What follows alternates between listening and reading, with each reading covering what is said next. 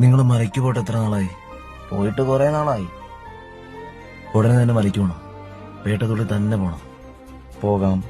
കുടുംബത്തിനകത്ത് പ്രശ്നങ്ങളാണോ കുടുംബത്തിന്റെ പുറത്തെ പ്രശ്നങ്ങളാണോ കൂടുതൽ?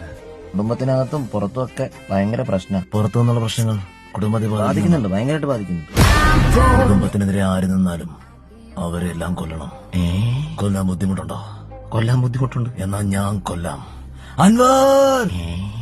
അല്ല, നാവിനെ നമ്മൾ സൂക്ഷിക്കണം. നവദോഷം നമുക്ക് ഭയങ്കര പ്രശ്നങ്ങൾ ഉണ്ടാക്കും. അതാണ്.